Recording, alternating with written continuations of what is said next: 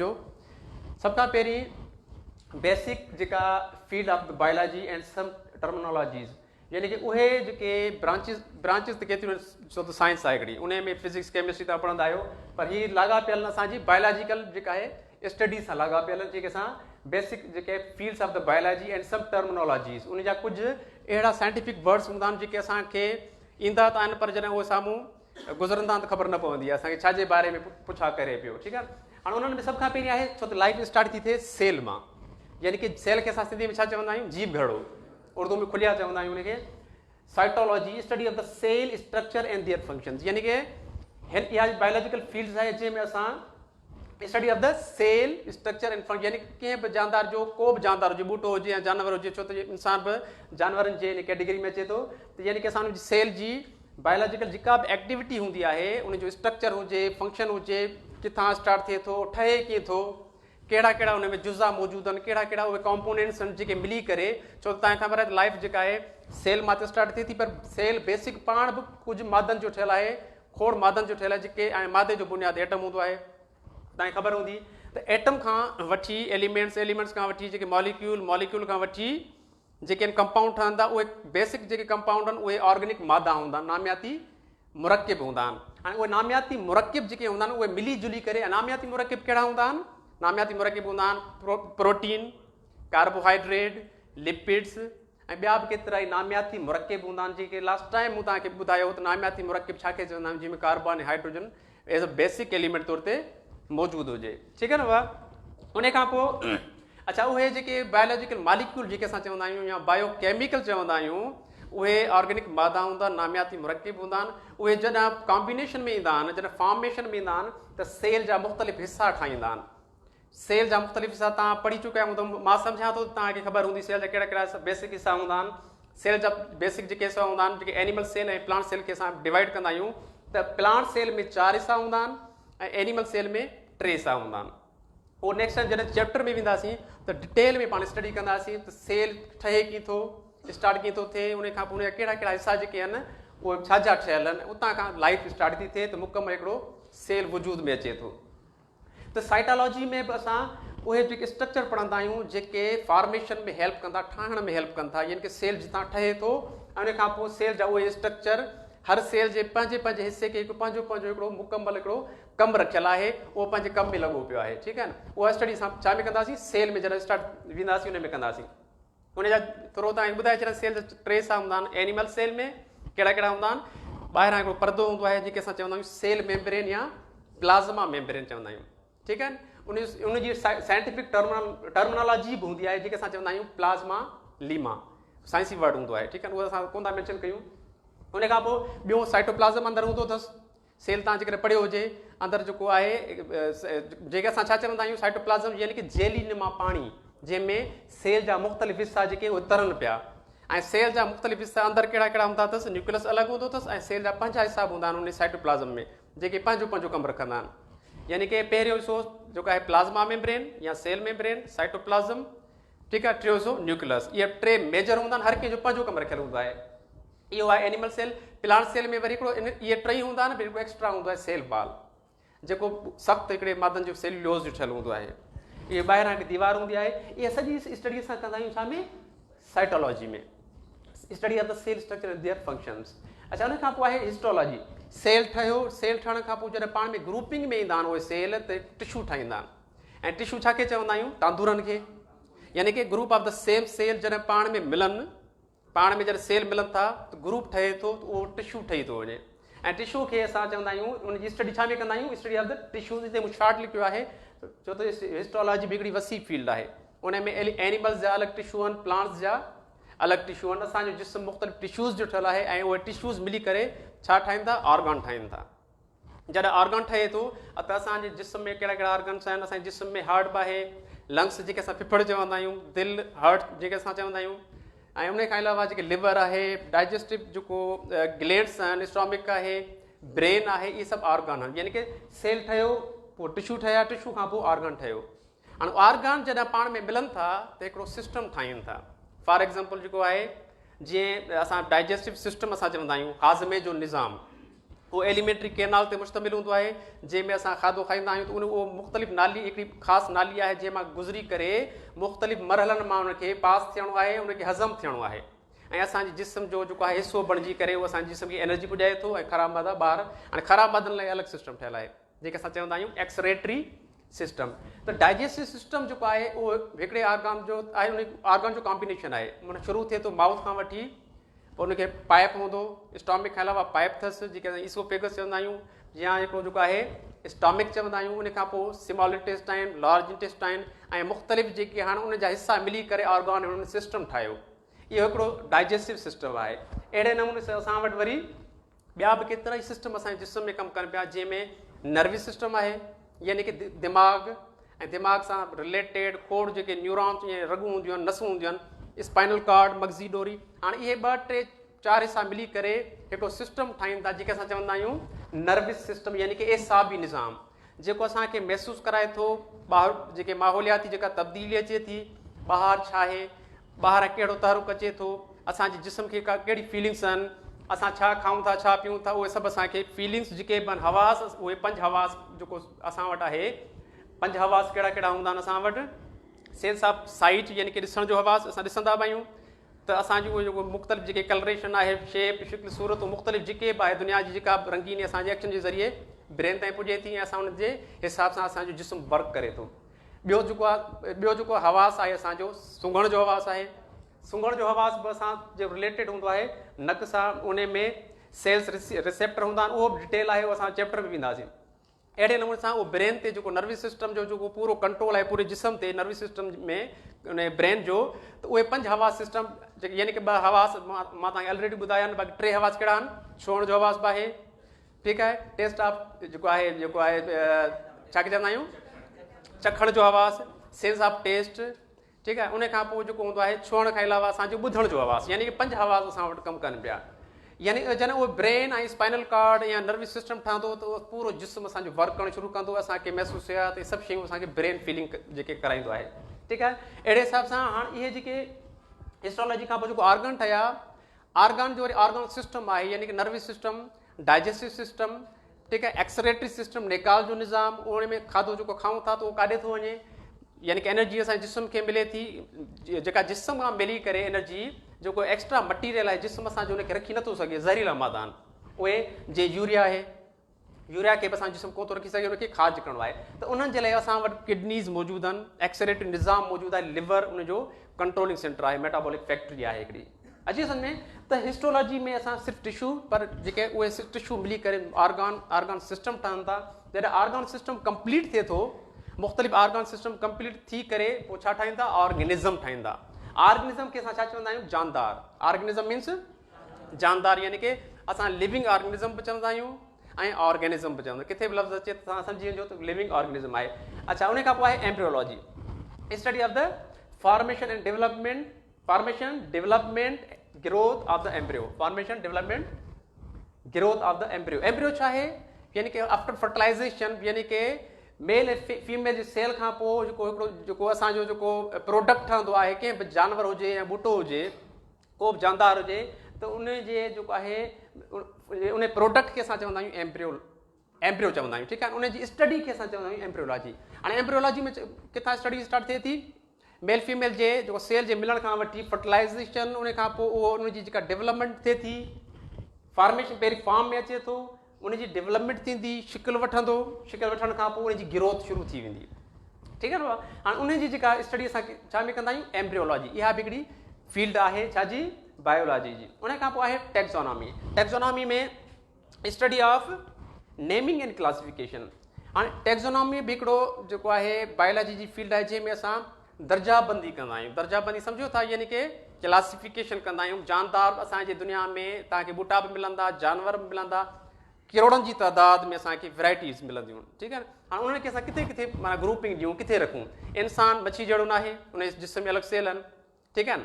इंसान जेको आहे मुख़्तलिफ़ जानवर दुनिया में आहिनि, उनजो वजूद, उन्हनि जो ऐं उनजे जेको बॉडी स्ट्रक्चर असां इंसान सां मैच नथो करे, त असां उनखे हर कंहिं जानदार खे अलॻि अलॻि ग्रुपिंग में विरायो आहे। त इन जेका फील्ड हूंदी आहे उनखे असां चवंदा आहियूं taxonomy, study of the naming and classification, for example जीअं जीत लातादाद असांजी दुनिया में घणी जेका तइदाद जीतनि जी आहे, इंसेक्ट्स जी आहे, उनजो अलॻि हिकिड़ो ग्रुप आहे अर्थ्रोपोडा, यानी दुनिया जो वॾे में वॾो जानदारनि जो ग्रोह अर्थ्रोपोडा। उन्हनि जी असां दर्जाबंदी कई आहे, उन जा यूनिट हूंदा आहिनि, यानी की उनजी क्लासिफिकेशन सिस्टम में असां उनखे ग्रुपिंग ॾींदा आहियूं, उनखे गिरोह बंदी कंदा आहियूं। पहिरियों गिरोह हूंदो आहे त किंगडम जो, उन खां पोइ तव्हां पढ़ियो बि हूंदो शायदि, किंगडम खां पोइ उनखे विराईंदा आहियूं फाइलम में, फाइलम खां पोइ उन सब फाइलम थी सघे थो, क्लास थी सघे थो, फैमिली, ऑर्डर, जीनस, आख़िर में उनखे नालो ॾींदा आहियूं। जीअं इंसान जो नालो छा आहे, असांजो साइंटिफिक नालो छा आहे, असांजो होमोसेपियन, होमोसेपियन, सेपियन। इनखे इन जो असांजो कॉमन नालो आहे ह्यूमन बीइंग। अलॻि मेंशन थो कयां, हिकिड़ो तव्हांखे आइडिया हुजे त टेक्सोनॉमी आहे छा। Homo sapien is the scientific name of the human being. असांजो जेको साइंसी नालो छा आहे, होमोसेपियन। अहिड़े हिसाब सां जेका आहे मुख़्तलिफ़ जानवर आहिनि, फॉर एग्ज़ाम्पल जेके प्लांट में था अचूं, प्लांट में छा आहे ब्रासिका, जंहिंखे मस्टर्ड चवंदा आहियूं। मस्टर्ड असां छा खे चवंदा आहियूं, मस्टर्ड माना मस्टर्ड असां चवंदा आहियूं कहिड़ो हूंदो आहे, सरह जो ॿूटो, ठीकु आहे न। मस्टर्ड माना सरह जो ॿूटो। इहे माना नंढियूं नंढियूं शयूं, इहे कॉमन आहिनि, पर इहे बि अची सघनि थियूं, मे बि विच में अची वञे का पोइ आहिनि। मस्टर्ड खे असां चवंदा आहियूं ब्रासिका, ऐं साइंसी नालो हुनजो आहे ब्रासिका कैम्पेस्ट्रिस। इहो साम्हूं लिखिजो, छो साम्हूं लिखिबो आहे कैम्पेस्ट्रिस, इनखे असां सी नंढी सां लिखिबो आहे कैम्पेस्ट्रिस, इहो साम्हूं लिखिबो आहे। माना बाय नॉमिनक्लेचर इहो हिकिड़ो टेक्सोनॉमी जो जेको फादर हो कैरोलस लीनियस हो। टेक्सोनॉमी स्टडी ऑफ क्लासिफिकेशन जो जेको फादर हो, जीअं क्लासिफिकेशन जेको असांखे जेको आहे जेका फील्ड असांखे ॾिनी, उनजे फादर छा खे चवंदा आहियूं असां,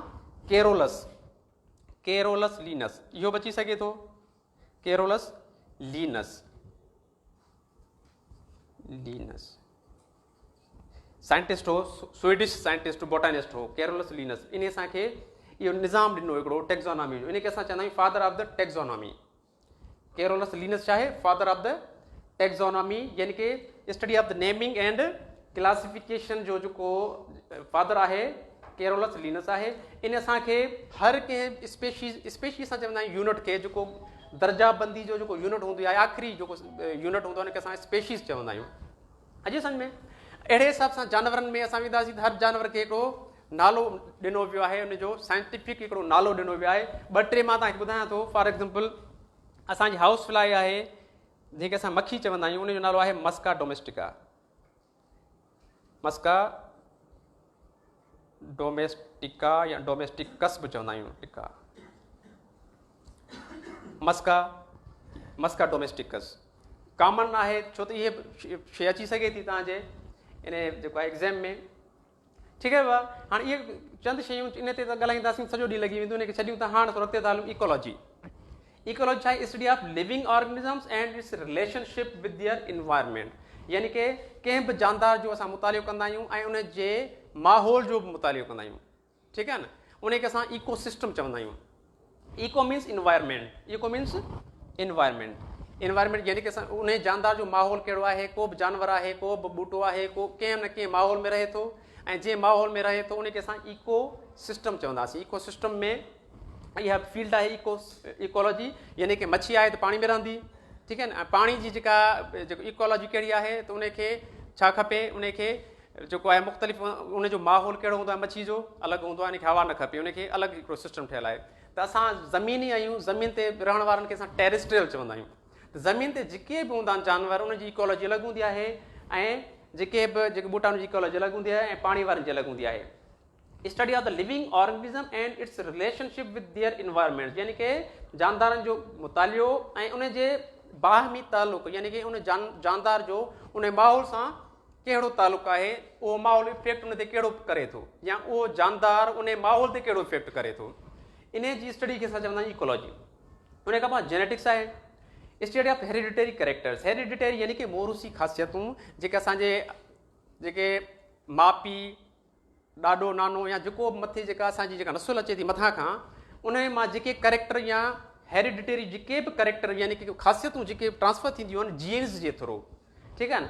त उन जे which transmitted from parent to offspring, यानी कि पेरेंट ऐं ऑफ स्प्रिंग। ऑफ स्प्रिंग असां चवंदा आहियूं औलाद में, यानी कि वालदेन मां औलाद में जेके ख़ासियतूं अचनि थियूं उन जी फील्ड खे असां चवंदा आहियूं जेनेटिक्स।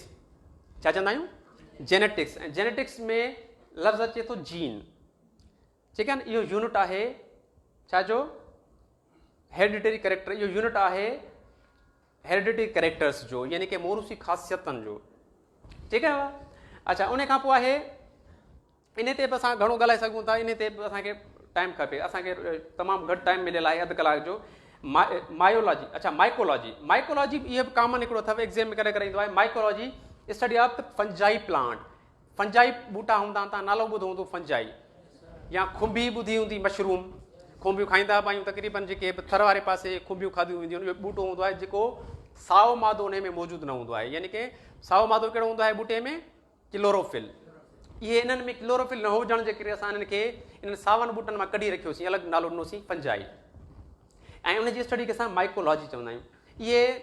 इहे जेके हूंदा आहिनि इहे हेटरोट्रॉफ हूंदा आहिनि। हेटरोट्रॉफ सम्झो था, यानी कि पंहिंजी गिज़ा पाण तयारु नथा करे सघनि, छो त हिन वटि क्लोरोफिल मौजूदु न हूंदो आहे, साओ मादो, ठीकु आहे।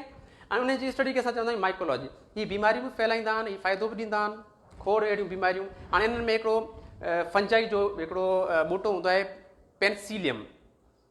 पेंसिलियम मां फर्स्ट एंटीबायोटिक ठही हुई पेंसिलिन।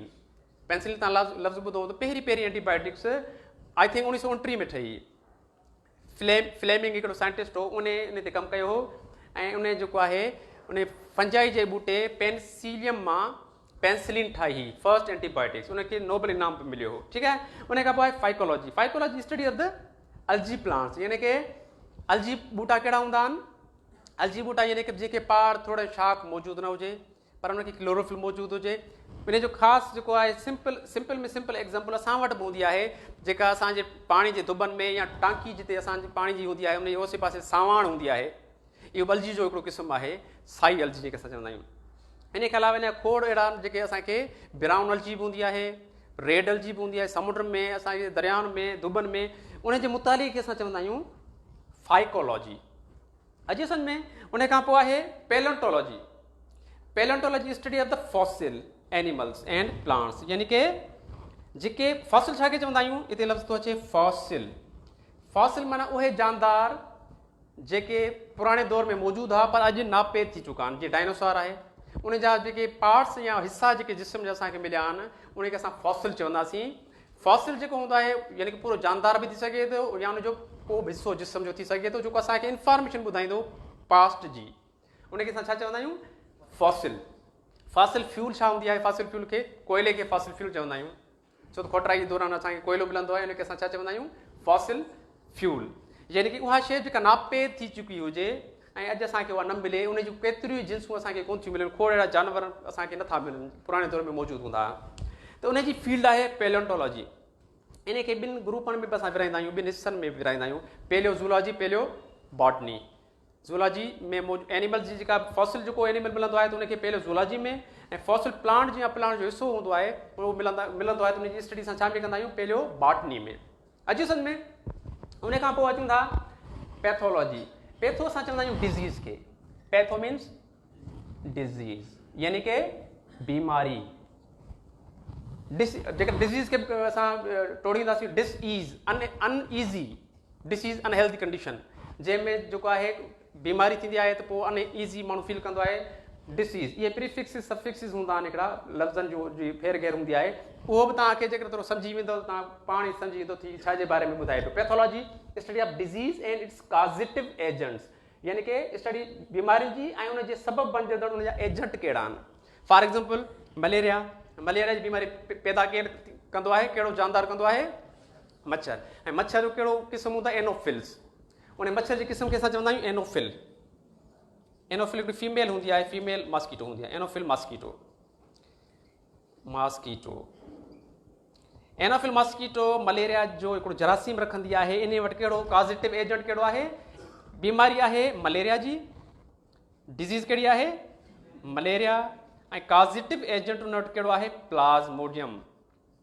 प्लाज़्मोडियम इहो हिकिड़ो माइक्रोस्कोपिक जानदार हूंदो आहे जेको मच्छर जे जिस्म में रहंदो आहे, मच्छर चकड़ंदो आहे त पहिरीं पंहिंजी जेका आहे सलीवा जेके असां पिक बि चवंदा आहियूं पाणियाट या थुक बि चवंदा आहियूं उहो दाख़िल कंदो आहे ऐं दाख़िल करे उहो छाजे लाइ कंदो आहे छो त असांजो ब्लड घाटो हूंदो आहे ठीकु आहे न उहो जीअं इंजेक्ट कंदो आहे त पंहिंजी दाख़िल कंदो आहे जेका सलीवा रत छिटिरो थी वेंदो आहे उनखे उहो सक कंदो आहे उन सां गॾु जरासीम अची वेंदो आहे ठीकु आहे हाणे उन जरासीम खे मलेरिया जे जरासीम खे असां प्लाज़्मोडियम चवंदा आहियूं यानी कि डिज़ीज़ कहिड़ी आहे डिज़ीज़ आहे मलेरिया एनोफिलिस मॉस्किटो डिज़ीज़ कहिड़ी आहे मलेरिया मलेरिया जा बि 4 क़िस्म हूंदा आहिनि ठीकु आहे Anopheles mosquito disease malaria causative agent कहिड़ो आहे प्लाज़्मोडियम अहिड़े हिसाब सां खोड़ असां वटि बीमारियूं आहिनि उन्हनि जा हिकिड़ा काज़िटिव एजेंट रखियल आहिनि बैक्टीरियल इन्फेक्शन आहे फॉर एग्ज़ाम्पल बैक्टीरिया जी जेका बीमारी पैदा कंदड़ जेके ग्रुप आहे जेके उनखे असां उन जो हज़ारनि जी तइदाद में आहिनि पर चंद मां तव्हांखे ॿुधायां थो जीअं नमूनिया आहे नमूनिया लंग्स में लॻंदी लंग्स असां फिफड़ खे चवंदा आहियूं ठीकु आहे न भाउ नमूनिया जी बीमारी जंहिंमें जेको आहे ख़ासि करे ॿारनि खे थधि लॻंदी आहे नमूनिया थी वेंदो आहे लंग्स में हिकिड़ो बैक्टीरिया अची वेंदो आहे उनजो पॉजिटिव एजेंट बैक्टीरिया आहे या टीबी ट्यूबरक्लोसिस बैक्टीरियम इहो बि थी सघे थो ट्यूबरक्लोसिस बैक्टीरियम टी ऐं बी शॉर्ट फॉर्म में असां चवंदा आहियूं ट्यूबरक्लोसिस बैक्टीरियम इहो बि असांजे लंग्स में लॻंदी इहा बि बैक्टीरियल इन्फेक्शन आहे कॉलरा ठीकु आहे कॉलरा उहा बि जेके उल्टी या जेको आहे फूड पॉइज़निंग कंदड़ बैक्टीरिया हूंदा आहिनि यानी कि जानदार जेको मुख़्तलिफ़ बीमारियूं थो पैदा करे इहो त हिकिड़ो सिंपल एग्ज़ाम्पल आहे बैक्टीरिया जो पर केतिरा ई वायरस बि आहिनि जेके बीमारियूं पैदा कंदा वायरस कहिड़ा आहिनि वायरस फॉर एग्ज़ाम्पल असां वटि हेपाटाइटिस वायरस वारी बीमारी आहे ठीकु आहे उहो लास्ट में मां तव्हांखे थोरो हुनजो ॿुधाईंदुसि पर अलॻि ते था हलूं कोरोना वायरस आहे हींअर जेको हले पियो ठीकु आहे उन खां पोइ अॻिते था हलूं पैलेंटोलॉजी खां पोइ पैथोलॉजी इन खां पोइ आहे हेमाटोलॉजी हेमा असां चवंदा आहियूं ब्लड खे हेमा मीन्स ब्लड हेमा छा खे चवंदा आहियूं ब्लड यानी कि रत blood haematology study of blood and its immunological reactions immunological immune system असां चवंदा आहियूं कुवत मुदाफ़ियत खे यानी कि जिस्म में असां वटि कुवत मुदाफ़ियत वारो हिकिड़ो निज़ाम मौजूदु आहे जंहिंमें असां वटि WBC यानी कि वाइट ब्लड सेल असां वटि मौजूदु आहिनि रत जा जेके अछा जुज़ा जेके असां चवंदा आहियूं उहो हर वक़्तु विढ़ंदा रहंदा आहिनि मोर्चो क़ाइमु थियलु हूंदो आहे को बि जरासीम छो त सॼे माहौल में असां वटि जरासीम जिते किथे मौजूदु आहिनि पाणी मां खाधनि मां माण्हुनि खे हथु मिलायूं था उन्हनि मां असांजे जिस्म में अची था वञनि पर असांजो जिस्म हर वक़्तु एक्टिव रहे थो छाजे करे त असां वटि WBCs आहिनि वाइट ब्लड सेल्स मौजूदु आहिनि ठीकु आहे त उहे हिन खे विढ़नि था त study of blood and immunological reaction जेका स्टडी थींदी आहे उहो हेमाटोलॉजी में थींदी आहे अजीज़नि में anaemia deficiency of blood due to lack of iron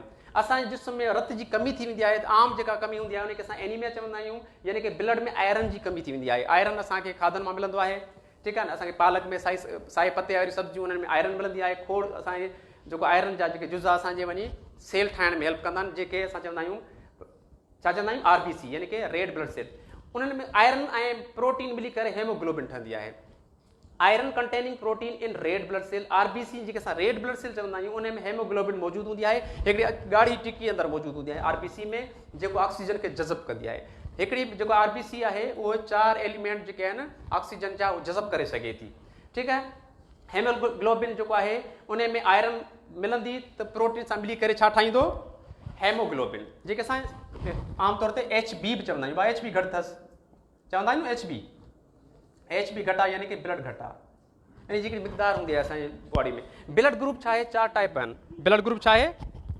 4 type आहिनि ब्लड ग्रुपिंग जा असां आया आहियूं ब्लड ते थोरो सां रिलेटेड तव्हांखे थोरो इंफॉर्मेशन हुजे ABABO ठीकु आहे 4 जेके ब्लड ग्रुप आहिनि असां वटि A blood group B ABO इहे 4 ग्रुप आहिनि उनखे असां पॉजिटिव नेगेटिव कंदा आहियूं छो त जेके RH फैक्टर बि हूंदा आहिनि उहो हिकिड़ो वॾो हिकिड़ो जेको टॉपिक आहे उन शॉर्ट शयूं मां तव्हांखे ॿुधाए छॾियां छो त ब्लड जी ॻाल्हि आई आहे अच्छा ब्लड ग्रुप में जेके 2 जेके ब्लड ग्रुप हूंदा आहिनि जेके असां आम जेके असां चवंदा आहियूं O negative is a universal donor group यानी कि O नेगेटिव हर माण्हू खे ॾेई सघे थो हर ब्लड ग्रुप वारे खे O नेगेटिव यानी कि असां चवंदा आहियूं यूनिवर्सल डोनर यानी कि डोनर माना ॾियण वारो ठीकु आहे अच्छा ॿियो ब्लड ग्रुप हूंदो आहे इहे कॉमन शयूं बि ईंदियूं आहिनि असांजे पेपरनि में एग्ज़ाम्स में AB positive is a universal recipient blood group यानी कि AB पॉज़िटिव खे हर ब्लड ग्रुप ॾेई सघे थो ब्लड ठीकु आहे उन खां पोइ आहे ब्लड जेनेटिक डिज़ीज़ यानी कि ब्लड सां रिलेटेड खोड़ अहिड़ियूं बीमारियूं हूंदियूं आहिनि जेके मोरूसी हूंदियूं आहिनि जेके असांजे यानी कि माउ पीउ मां औलाद में ट्रांसफर थी वेंदी, उनजो को बि इलाज न हूंदो आहे। जंहिंमें थैलेसीमिया आहे, रत जी बीमारी तव्हां ॿुधी हूंदी, उन जेके मंथली 15 ॾींहं उन ब्लड चढ़ंदो आहे, छो त आयरन उहो जेको आहे उन जे ब्लड जे हेमोग्लोबिन में जज़ब न थी सघंदो आहे, उहे ब्लड सेल ठही न सघंदा आहिनि। हेमोफीलिया आहे, इहा बि हिकिड़ी रत जी बीमारी आहे जंहिंमें रत जेको आहे उहो जेका क्लॉटिंग न थींदी आहे, यानी कि थोरो धकु लॻंदो, रत पियो वहंदो वहंदो वहंदो, तव्हांजो उहो बंदि न थी सघंदो। ठीकु आहे, इहा बि हिकिड़ी बीमारी आहे, जेनेटिक आहे, एक्स क्रोमोज़ोम्स जे हिकिड़े जीन जे करे थींदी आहे। सिकल सेल एनीमिया, इहा बि जेनेटिक आहे, इहे टई जेनेटिक आहिनि, मोरूसी बीमारियूं आहिनि। ठीकु आहे, उन में एनीमिया जेनेटिक न आहे। एनीमिया जेनेटिक छाजे करे, छो त आयरन जे करे। एनीमिया आम रत जी डेफिशिएंसी बि थी सघे थी, असां खाधा घटि बि खाईंदा आहियूं, उनजे करे डेफिशिएंसी जे करे असां उनखे एनीमिया नालो ॾिनो आहे रत में। ठीकु आहे, अच्छा RBC रेड ब्लड सेल खे असां साइंटिफिक वर्ड में असां छा चवंदा आहियूं, RBC खे इनखे चवंदा आहियूं एराइथ्रोसाइट। छा चवंदा आहियूं, एराइथ्रोसाइट। मां साम्हूं लिखी थो छॾियां, RBC खे एराइथ्रोसाइट, यानी कि रत जा ॻाढ़ा सेल या जुज़ा। Erythro means red, cyte means cell. असां हिते लफ़्ज़ आयो हिते साइटोलॉजी, साइटो मीन्स सेल, किथे बि सेल जो लफ़्ज़ अचे, साइटो अचे, सम्झी वञो त सेल जी ॻाल्हि हले पई। ठीकु आहे, अहिड़े हिसाब सां एनीमिया जी बीमारी खां पोइ जेका असां आया आहियूं ब्लड में यानी कि एराइथ्रोसाइट। एराइथ्रोसाइट यानी कि erythro means red, erythro means red and cyte means cell. Red blood cell असां वटि मौजूदु हूंदा आहिनि। ॿियो हूंदो आहे WBC जेके असां चवंदा आहियूं वाइट ब्लड सेल। जो साइंसी नालो छा आहे, वाइट ब्लड सेल जो साइंसी नालो आहे leucocyte. Leuco means white, colourless, leucocyte यानी कि बेरंगा सेल, ल्यूकोसाइट, कलरलेस या वाइट। कलरलेस भी चई सघूं था, कलरलेस या white. Cyte means cell. WBC RBC short में चवंदा आहियूं एराइथ्रोसाइट खे, WBC छा खे चवंदा आहियूं, ल्यूकोसाइट्स खे। ठीकु आहे, हर कंहिं सेल जो पंहिंजो हिकिड़ो फंक्शन रखियल आहे। उन खां अलावा ब्लड में प्लेटलेट्स बि हूंदा आहिनि, इहा बि हिकिड़ी ब्लड क्लॉटिंग फैक्टर हूंदो आहे, प्लेटलेट्स। इहे वरी ब्लड क्लॉटिंग फैक्टर हूंदो आहे जेको असांजे ब्लड खे जेको आहे क्लॉट करण में, ॼमाइण में हेल्प कंदो आहे। ठीकु आहे, टाइम तमामु शॉर्ट आहे, खोड़ शयूं आहिनि, हीअ शइ सॼी रहिजी वई आहे, 5 मिंट आहिनि। ठीकु आहे, अच्छा नेक्स्ट टाइम ते तो डिस्कस कंदासीं। थोरो ॿुधाए छॾियां, हीउ ख़तमु थी वियो। Neuron means brain cell. असांजो जेको ब्रेन सेल हूंदो आहे उहो न्यूरॉन जो सेल हूंदो आहे, इनखे असां नर्व सेल बि चवंदा आहियूं। इनखे असां नर्व सेल जेको नर्वस सिस्टम ठाहींदो आहे।